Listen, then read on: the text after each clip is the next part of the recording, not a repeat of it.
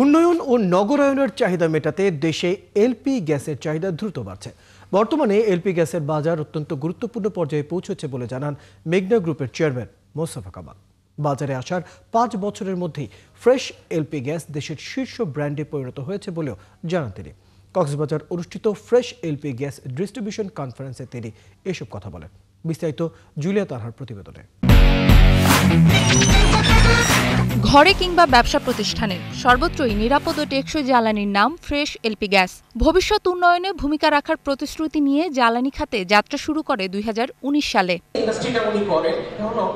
মঙ্গলবার কক্সবাজারের ইনানীর একটি হোটেলে fresh LP gas fueling partner distributor conference 2025-এ ঢাকা থেকে ভার্চুয়ালি যুক্ত হয়ে প্রধান অতিথির বক্তব্যে এসব কথা বলেন এমজিআই চেয়ারম্যান মোস্তফা কামাল।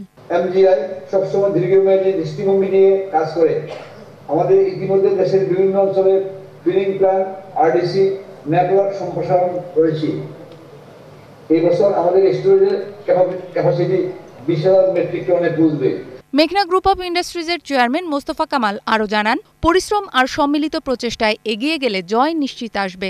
মেঘনা গ্রুপ নিরাপদ, নির্ভরযোগ্য ও সাশ্রয়ী জ্বালানি মানুষের দোরগোড়ায় পৌঁছাতে কাজ করছে বলেও জানান তিনি। আমরা অবকাঠামো সম্প্রসারণের কাজে অব্যাহত রেখেছি।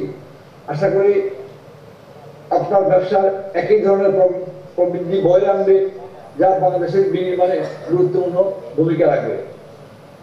আজ হয়তো আমি আপনাদের সামনে নেই, কিন্তু আমি নিয়মিত আপনাদের পারফরমেন্স দেখি, সবার অগ্রগতি লক্ষ্য করি। আমি জানি আপনারা কতটা নিষ্ঠার সঙ্গে কাজ করছেন। কনফারেন্সে বিশেষ অতিথির বক্তব্যে প্রতিষ্ঠানটির পরিচালক তানভীর আহমেদ মোস্তফা বলেন, চ্যালেঞ্জ নয়, দায়িত্বকে অগ্রাধিকার দিয়ে সততা, দক্ষতা ও ঐক্যকে ভিত্তি করে মেঘনা গ্রুপ এগিয়ে যাচ্ছে। বলেন, ব্যবসার মানসিকতা নয়, মানুষের প্রয়োজনে সেবাই লক্ষ্য তার প্রতিষ্ঠানের। Port congestion, cylinder import cost আর ডলার প্রেসার থাকার পরেও আমরা আনইন্টারাপ্টেড সাপ্লাই মেইনটেইন করে কনজিউমারকে সাপোর্ট দিয়ে যাচ্ছি। এটা শুধু একটা বিজনেস অপারেশন না, এটা আমাদের দেশের জন্য একটা গুরুত্বপূর্ণ আর প্রয়োজনীয় সেবা।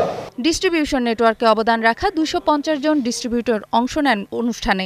এ সময় র্যাফেল ড্র ও সাংস্কৃতিক অনুষ্ঠানের আয়োজনও করা হয় অতিথিদের জন্য। জুলিয়া তানহা, 71।